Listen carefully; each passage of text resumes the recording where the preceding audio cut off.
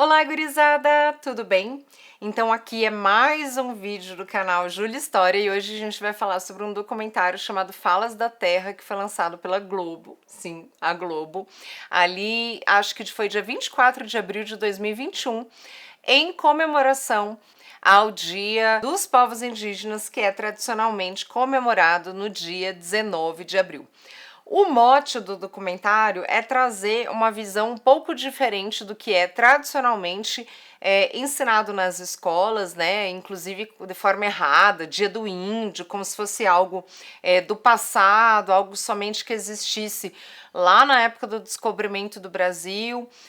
Então o documentário ele afirma que essa é uma história da negação, essa história tradicional dos indígenas é uma história que nega toda a potência dos indígenas, né, e que conta através da história dos colonizadores, né.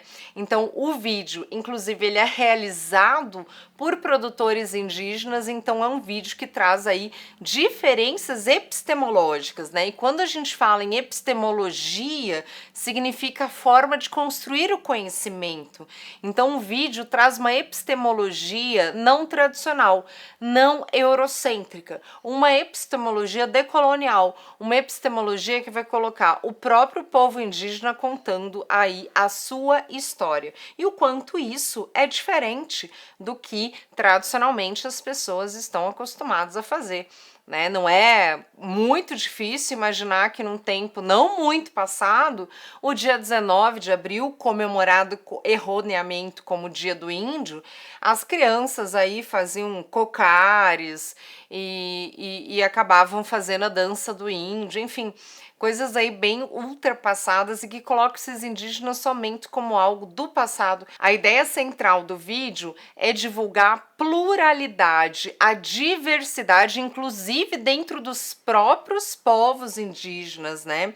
Então, sem esquecer, obviamente, da luta que esses povos indígenas têm com os seus direitos. Então vai falar inclusive sobre a demarcação das terras indígenas. Então o documentário ele começa mostrando uma pintura muito famosa lá do século XIX que mostra a suposta primeira missa brasileira, né? Então a visão eurocêntrica desse indígena começa nesse momento, quando também através da colonização, que tem uma visão primeiramente econômica, né, mercantil, comercial, de exploração desse território que será construído enquanto um Brasil, mas também a questão de você trazer de forma forçosa uma ideologia religiosa que é o cristianismo, né? O quanto o cristianismo é responsável, sim, pelo apagamento de diversas características que nós temos aí dos povos indígenas. Então a expansão forçada dessa nova crença que é o cristianismo não se dá de forma harmoniosa, né,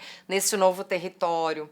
Então a gente não pode falar inclusive de um descobrimento, né, um descobrimento do Brasil. Há algum tempo eu venho falar do pré-Brasil, né, porque o Brasil é uma invenção europeia, é uma intenção, é uma potência que é europeia, né, o que existia antes das chegadas aí dos europeus neste território que se construiu enquanto Brasil era uma diversidade de povos indígenas que obviamente tinham semelhanças e divergências entre si e que cada um aí tinha as suas vivências, as suas histórias, né, e as suas maneiras de se relacionar entre eles e com o mundo, né? Então eram epistemologias indígenas diversas, né? E hoje, então por isso que a ênfase do documentário é realmente mostrar a história dos indígenas a partir dos próprios indígenas. Então vai trazer o acompanhamento de 21 indígenas, em especial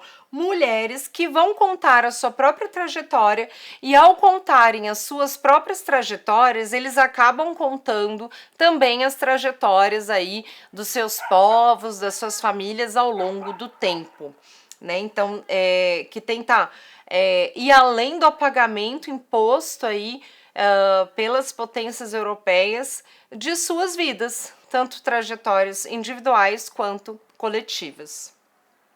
Então a primeira fala, né, é do Ailton Krenak, um escritor indígena aí bastante conhecido, que assumiu agora a Academia Brasileira de Letras, e ele fala que existem dois descobrimentos no Brasil. O primeiro descobrimento é aquele tradicional, aí com uma epistemologia europeia, e que de fato é errado. Você não tem como falar que houve um descobrimento do Brasil sabendo que tivemos milhões de indígenas que viviam naquela época da chegada dos europeus. Então, quando a gente assume que houve um descobrimento do Brasil pelos europeus, a gente está assumindo um óculos, uma epistemologia eurocêntrica, que na verdade devemos combater. Né? Então ele fala que existe um outro descobrimento do Brasil que se deu ali na década de 1970, 1980, muito acompanhado aí pela vibe da redemocratização brasileira, pela vibe da Constituição Federal de 88, essa Constituição cidadã, né? Então o Ailton Krenak, ainda na década de 80, ficou famoso por subir no plenário brasileiro, ao pintar o seu rosto de preto, da cor tinta preta, ele faz uma fala aí bastante crítica sobre os direitos indígenas, sobre os povos indígenas. Então esse seria a culminância desse outro descobrimento que temos no Brasil. Depois a gente vai ter uma diversidade de depoimentos, né, em especial aí, por exemplo, uma médica, que é a Miriam Cretu, que fala sobre qual é a cara de uma médica, né? Na verdade ela é médica, né, é cardiologista, e ela pergunta: o seu médico, ele é indígena? Né? Então depois a gente tem a fala da Fernanda Caigang, que eu tive o prazer de entrevistar em 2010 sobre propriedade intelectual indígena, e ela fala aí, hoje, né, ela está trabalhando, ela é advogada, e ela trabalha muitos anos aí com proximidade à ONU, e ela fala do porquê utilizar o termo indígena e não índio, né? Indígena é uma luta histórica aí na Organização das Nações Unidas, pois o termo indígena ele engloba várias questões super importantes para os povos tradicionais, que é tanto a soberania quanto a valorização da sua própria história, mas, sobretudo, a valorização do território, porque para o povo indígena, para os povos tradicionais, o território é a relação primária da sua existência. Então, o documentário ele fala sobretudo sobre a liberdade indígena, do indígena estar ocupando o espaço que ele acredita que deve ser ocupado, que ele tem o direito de ocupar. Então, muito se fala nos últimos anos sobre questões conservadoras, questões aí bastante problemáticas, controversas, que diz que, poxa, como assim? Indígena de celular, indígena de carro, indígena na universidade, que são falas que acabam questionando a própria individualidade desse sujeito de estar ocupando qualquer espaço, seja na floresta, seja no meio rural, seja no meio urbano. Né? Então, são perigos, né? Perigos ideológicos, inclusive, e que acabam reforçando os estereótipos que a gente tem, que indígena tem que estar relacionado com a floresta, com a selva, e não com as questões aí, qualquer outras questões, na verdade, que ele se sinta à vontade, que ele tenha vontade, obviamente, de ocupar. Né? Então, quando a gente está falando de indígenas, de povos tradicionais, hoje em dia, não podemos deixar de falar dos perigos que a forma como o homem, especialmente aí o homem que trabalha com o agronegócio, o homem que trabalha com os garimpos, tem relação aos indígenas, né? Que o que traz o garimpo para o povo indígena? Traz morte, prostituição, drogadição, né? Então traz muitas questões problemáticas, né? Então quem deve frear essa questão? Principalmente a atuação do Estado, né? A atuação do governo em proteger esses territórios indígenas e essa soberania dos povos indígenas, né?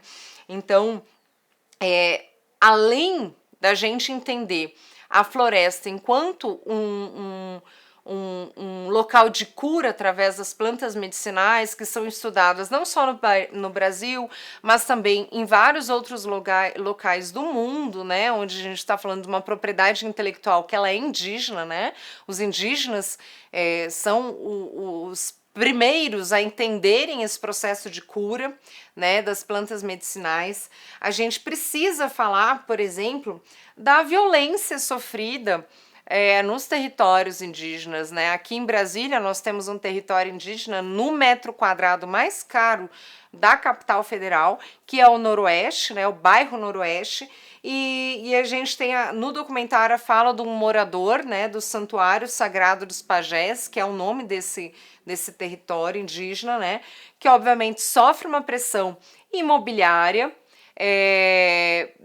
de quem quer ampliar esse Noroeste, né? Inclusive trocaram eles de lugar, diminuíram o território deles para que houvesse o crescimento imobiliário da região do Noroeste, né? E essa mesma liderança que é juvenil, né? Para minha imensa alegria, fala aí sobre os desafios modernos, digamos assim, dos indígenas, né? Inclusive aí sobre os direitos de indígenas que se entendem aí enquanto LGBTQIA+.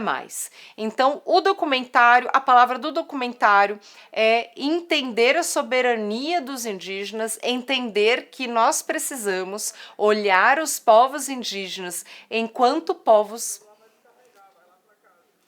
entender os povos indígenas enquanto povos soberanos da sua própria história, do seu próprio território, da sua própria cultura, e povos que estão inseridos nos dilemas, nas angústias e nos afetos da nossa sociedade contemporânea, né? Então, de forma precisamos falar de forma contundente que esse indígena não está localizado em 1500, ele está localizado em 2024 e ele vivencia aí todas essas questões contemporâneas, lembrando sempre que o tripé dos indígenas é a cultura, a soberania e o território, inclusive aí a demarcação dos territórios indígenas, né? Então, esse documentário feito pela Globo, né? A gente pode até questionar aí algumas questões relacionadas a isso, mas é um documentário muito interessante que fala, obviamente, sobre os indígenas por eles mesmos, né? E o quanto ainda precisamos falar nessa perspectiva, né? Que não é uma epistemologia eurocêntrica, que é uma epistemologia que precisamos vivenciar, estudar, aprender e ouvir. Tá bom, pimpolhos? Um beijo da prof e até mais!